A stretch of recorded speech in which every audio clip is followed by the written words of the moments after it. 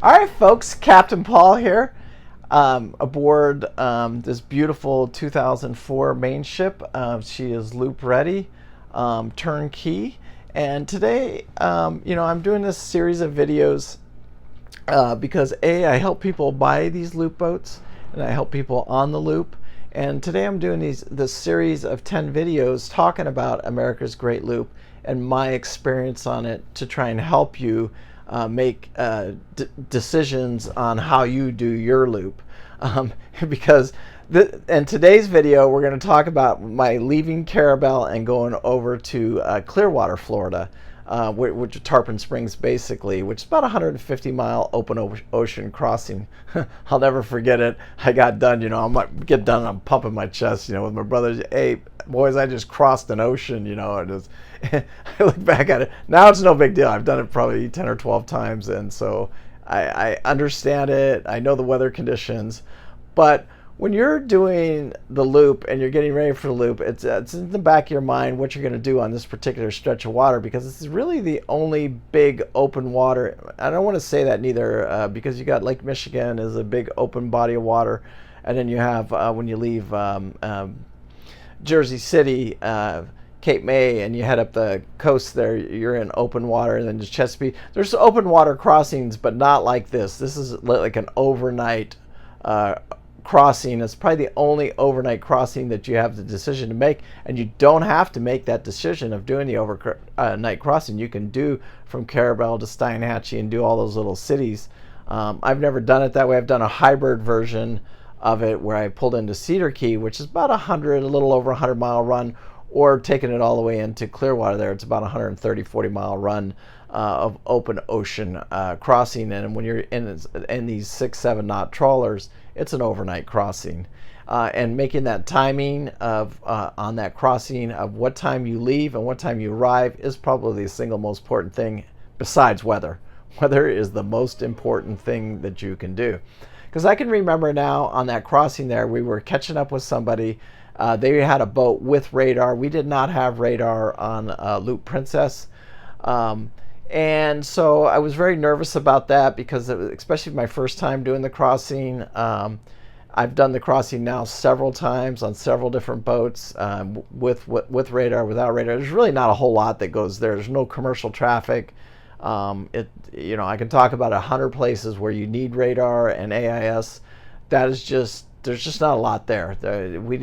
I've done that crossing again at 10 or 12 times, and in that 10 or 12 times, I think I've ran into a boat twice. One time I almost hit one. That was on a different crossing. That was with Jim in the 36 Grand Banks in the middle of nowhere. We pick it up on radar, and his autopilot was a little bit weird. We had to go, if we were upstairs, we had to go to the downstairs to disconnect it. But later on, we learned we just hit the breaker and we could shut the autopilot off. And it was a little learning curve on that because he had the old autopilot. So it was, Anyway, today's about my getting across there in Loop Princess, my first time. And it was, the weather that we had picked was good. It wasn't perfect because now I've been over there in slick, calm weather, and I've been over there in 5 to 7 footers. And I've been in there in just moderate conditions. I've been across there several times. The reason I picked to go do the crossing is because it's very shallow over there going into Steinhatchee and those little cities. So I choose just to go across there, and it depends whether I'm doing the delivery, whether it's if I'm doing a delivery, I pretty much just jam over to Tampa Bay now, which is a little bit longer out in the water, but it cuts off a lot of time in a lot of different places. But for doing the loop, I go out of Carrabelle, which you can anchor there at Dog Island. Again, I've done that several times now. But before, the only thing I knew was coming out of Sea Quarter there, which is where we topped off our fuel tank. We actually stayed at the Sea Quarter Marina that night. We got up the next day, and then we headed over to Clearwater, over to Tarpon Springs. And the only mistake that we really made is we left too early. We left Sea Quarter just probably about 4 hours too early.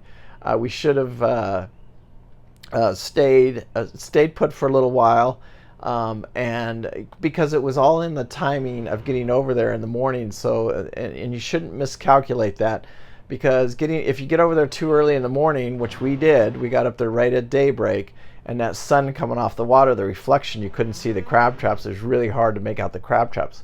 We didn't hit any crab traps, and we were fine, but we had to be very, very careful with those crab traps, and that was probably the biggest miscalculation. We should have just waited a few more hours before we left Carrabelle and then headed over there. Now I know that, so now every time I do it now, I do a timing. And again, it all matters what I'm doing and stuff like that. So single most important thing is the weather, 100%. You got good weather conditions. You're going to have a great trip across there.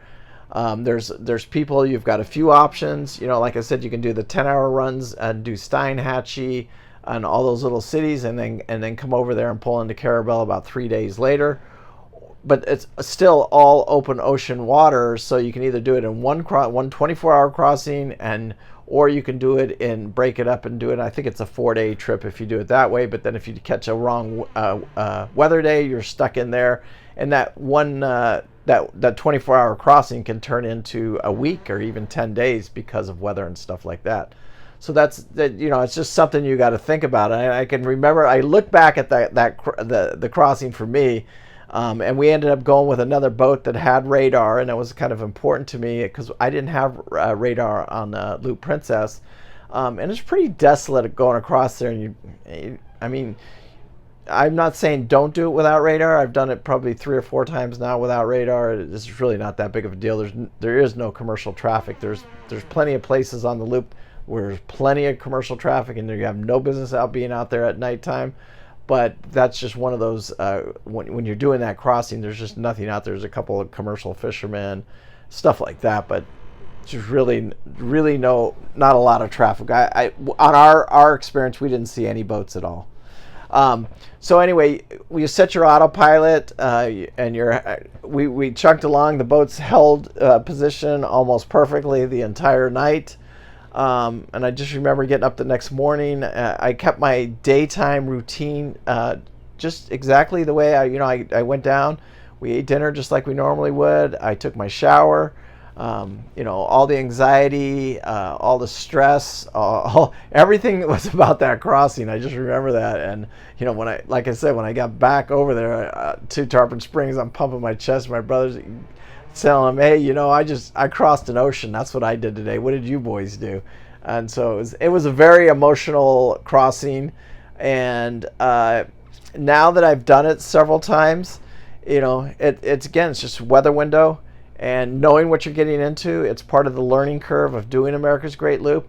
And once you can put the pieces all together of what this weather looks like, what is a 3.5 foot swell with north wind, with this current and this moon, it all matters because it all affects the waves. And once you've done it a few times and you understand it, it takes the stress out of it because I know like what I'm getting into. Even when I have done it now, and I've done it in a few boats that the crossing was in less than perfect conditions. I was probably in 5 foot or with an occasional 6 and a 7, and I knew what I was getting into. So it didn't stress me out because I knew what I was getting into, and I knew what the boat was going to do. I knew that it was going to calm down when I got there and stuff like that, and it really wasn't that big of a deal. But that first time, man, it is a big deal, and a lot of people. Some people will hire captains to go with them. I've had people hire me to go across there. They pay us to meet them there at Carrabelle. We jump on the boat with them. We do the overnight crossing. Then we get off and then head home, and they pay for our expenses to go home. I've done that now a few times, and it just gives them peace of mind and ease. And you're looking at the weather windows, you're making the calls because you have the experience, and so you can make those kind of calls, and you know exactly what you're getting into. But you don't have that as a rookie captain. Your first time around America's Great Loop.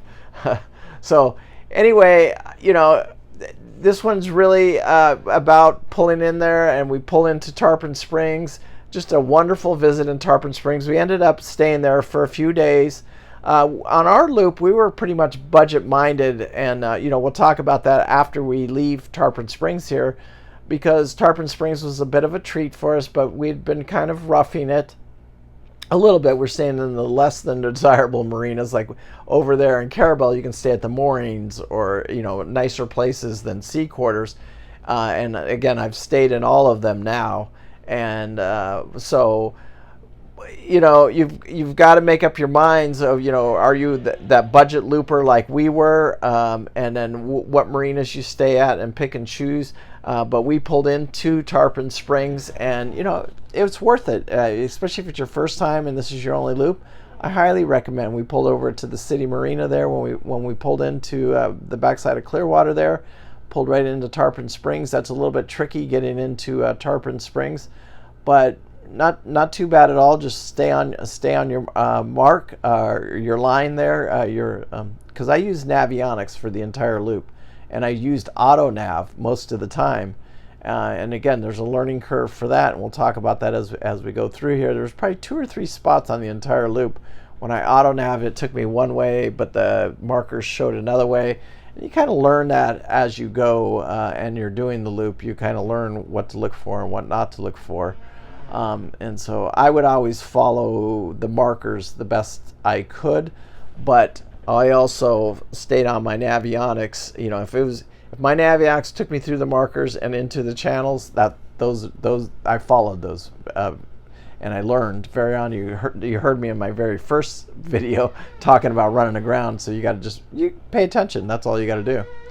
Anyway, these series of videos are to help you guys, especially I got a bunch of you guys getting ready to start looping in the next year or so, and I hope these videos are helping you.